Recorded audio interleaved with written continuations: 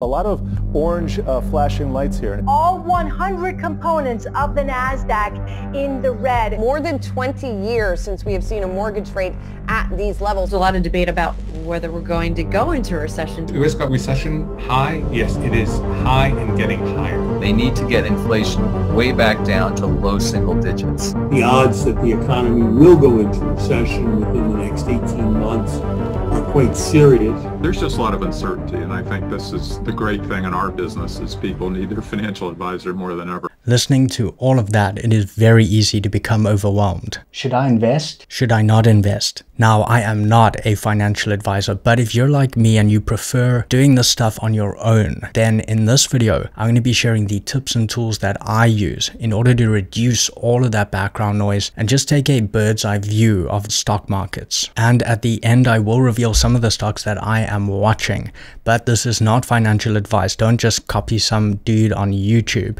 This video is meant to give you the tools and info to empower you to do your own research with this. And that brings us to the stock market. Now, the S&P 500 is down 20% from its all-time high about a year ago.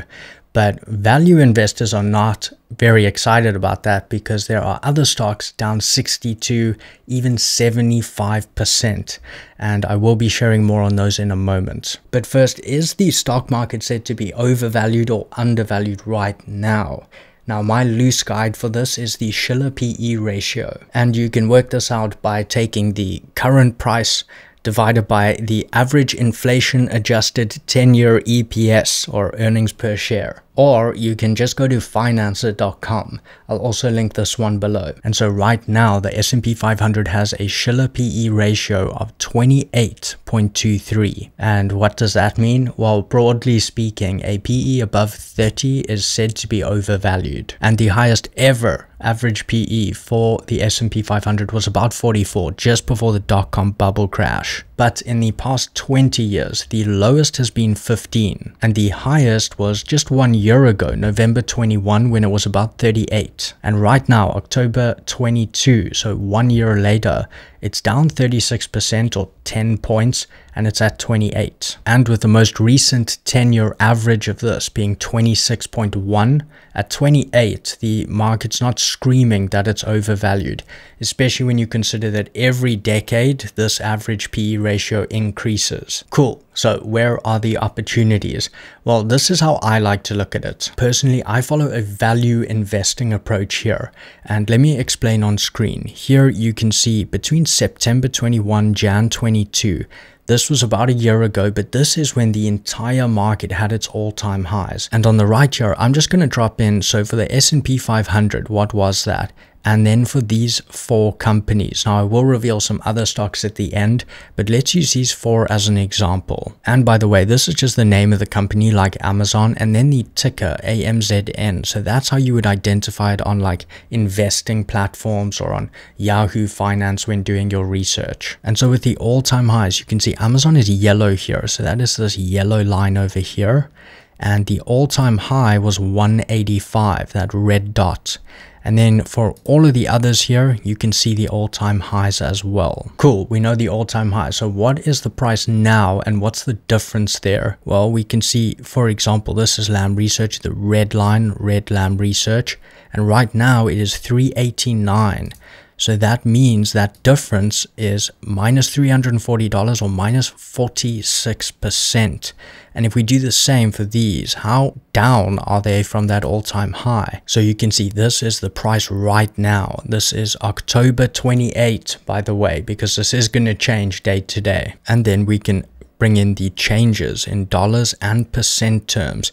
Here's where it gets interesting. So the S&P 500, GSPC is the ticker, you can see is down 20%, but Amazon 40%, Lamb 46%, AMD 62%, and Align, this is the Invisalign company, is down 75% from the all-time high just 1 year ago. And so the way I look at this is why I would be much more interested in some of these specific companies rather than that S&P 500 index, is because if we follow that principle of these things have value and go up over time, then as long as we're choosing blue chip big companies with strong financials, you would want to choose the assets that have come down the most. And then this is a really weird one, but I like to find a general level.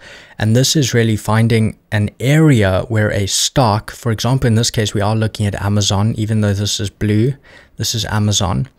But we're looking for a level where buyers of the stock and sellers of the stock have kind of consolidated, like they have accepted this price of the stock for a prolonged period of time. It doesn't indicate the value of the stock, but it's just something I like to do. So for example, here on this line, $150 for Amazon, you can see that there is a lot of support. When it hits this line over here, it goes back up. When it hits it, it goes back up. When it hits it, it goes back up. And the same can be said for resistance, because when it hits it, it goes down. When it hits it, it goes down, etc.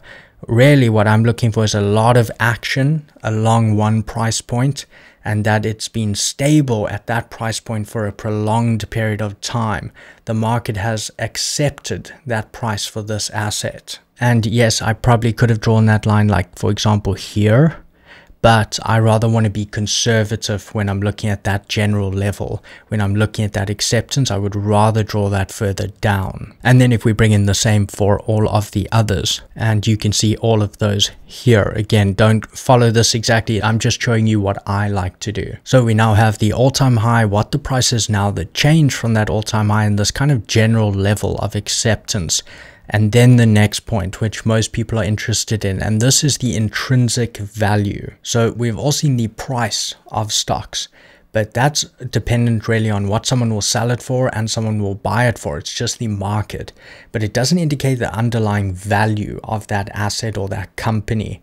But there is a way that you can get very close to an intrinsic value of a company. And the actual calculation of this is a bit complex. I'm not going to go into it in this video, but I did make another video specifically on that, which I'll link below if you're interested. But if you don't like doing the work, there are also tools for this, such as the Rule 1 toolbox. Now, Rule 1 also has a YouTube channel I will link below for you, but here's how it looks. So we're on AMD, Advanced Micro Devices, this company, and basically what it does is it uses the past financials.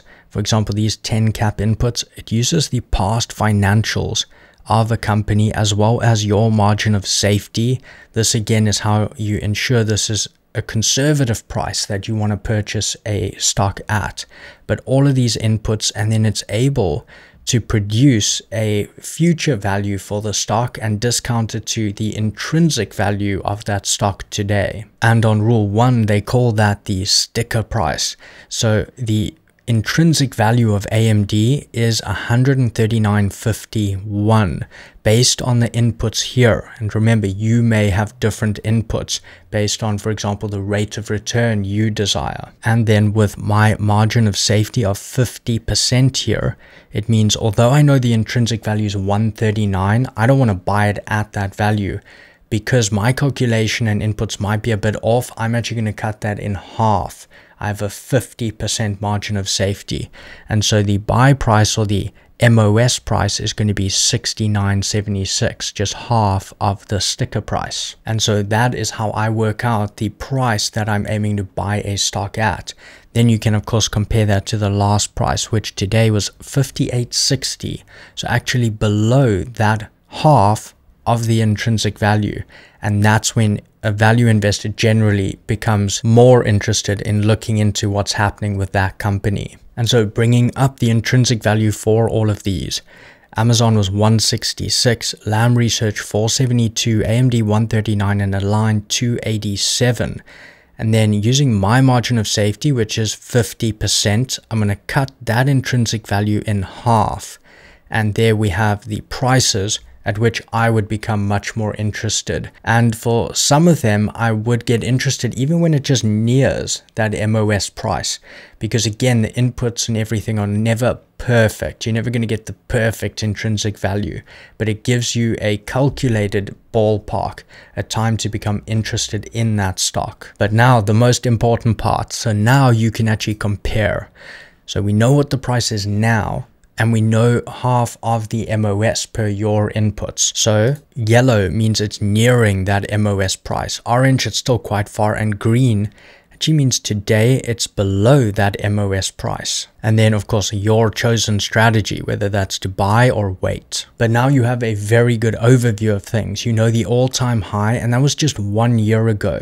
We also know what it is now and the change from that, how much it's dropped, that kind of general level where you've seen a lot of resistance and support, and you think the market itself accepts the price of the stock at this level, and then the intrinsic value. And personally, I feel this gives me much better insight than just kind of like looking at the market and just buying based on what the price is. And then as a bonus, I also added the same for Google, Netflix, and Micron Technology.